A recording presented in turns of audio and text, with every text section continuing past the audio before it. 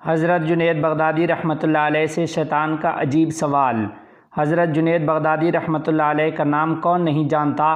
آپ کا واقعہ ہے کہ حضرت جنید بغدادی نے ایک مرتبہ دل میں خیال کیا کہ اگر شیطان سے ملاقات ہو جائے تو ایک سوال کروں گا، اور انہوں نے ایک دن اللہ تعالیٰ سے دعا بھی کر دی کہ اے اللہ، کبھی شیطان سے ملاقات کرا دے تاکہ اس سے سوال کر لوں۔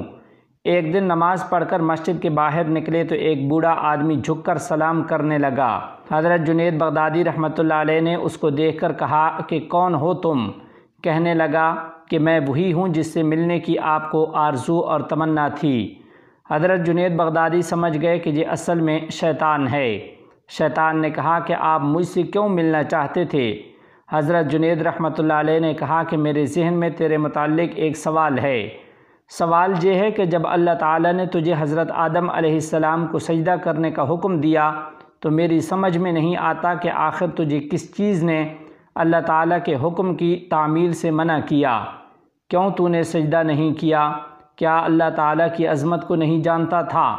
ارے تجھے اللہ کی معرفت حاصل تھی، اللہ تعالیٰ کی عظمتوں اور جلالتوں سے تو واقف تھا۔ اس قدر اللہ کی قربت رکھنے کے باوجود جب اللہ تعالیٰ نے تجھے حکم دیا کہ آدم علیہ السلام کو سجدہ کر تو نے آخر کیوں سجدہ نہیں کیا؟ اس پر شیطان کا جواب کیا تھا وہ سننے کے قابل ہے۔ اس نے کہا کہ جنید، آپ جیسا توحید پرست آدمی اور یہ مشرکانہ سوال، آپ جیسا توحید پرست ایک اللہ کو ماننے والا، ایک اللہ کی پوجا کرنے والا، اور آپ کے ذہن میں سوال آ رہا ہے مشرکانہ سوال کہ میں نے غیر اللہ کو سجدہ کیوں نہیں کیا؟ کہنے لگا کہ آدم علیہ السلام تو غیر خدا تھے، خدا تو نہیں تھے، میں غیر اللہ کو کیوں سجدہ کر لیتا؟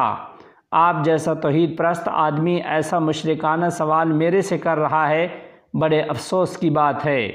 حضرت جنید بغدادی رحمہ اللہ کہتے ہیں کہ جب اس نے یہ بات میرے سے کہی تو مجھے لگا کہ ہاں یہ تو ٹھیک کہہ رہا ہے، اور پھر تھوڑی دیر کے لیے مجھے ایسا معلوم ہوا کہ میرا ایمان سلب ہو رہا ہے، اس لیے میں سناٹے میں پڑ گیا، ہوش و حواس باقی نہ رہے۔ میں سوچنے لگا کہ اس کو کیا جواب دے سکتا ہوں، اس لیے کہ جب وہ کہہ رہا ہے کہ تم اللہ کو ماننے والے ہو اور مجھ سے پوچھتے ہو کہ آدم کو سجدہ کیوں نہیں کیا۔ حضرت جنید کہتے ہیں کہ میرے ذہن میں جواب نہیں آیا، فوراً اللہ کی طرف سے الہام ہوا اور مجھ سے کہا گیا کہ اس سے یہ پوچھو کہ حکم دینے والا کون تھا۔ حکم دینے والا جب خود کہہ رہا ہے کہ فلاں چیز کو سجدہ کرو تو توحید اسی کا نام ہے کہ اس کی بات کو مان لیا جائے۔ حضرت جنید کہتے ہیں کہ اس الہام کے بعد میرا ایمان برقرار ہوا، ورنہ تو مجھے ایسا معلوم ہوا کہ میرے ایمان میں تزلزل پیدا ہو گیا ہے۔ تو بھائیو، یہ ہے شیطان کی مکاری اور عیاری۔ نہ ولیوں کو چھوڑا، نہ غوث و قطب اور ابدال کو چھوڑا، نہ انبیاء اکرام علیہم السلام کو چھوڑا۔ غور کرو کہ شیطان باتوں کو اور چیزوں کو کس طرح مزین کرتا ہے اور انسان کو گمراہ کرنے کی کوشش کرتا ہے۔ اس کا ذرا اندازہ اس واقعے سے آپ کر لیجئے۔ اس لیے کبھی بھی شیطان سے بے فکر نہیں ہونا چاہیے۔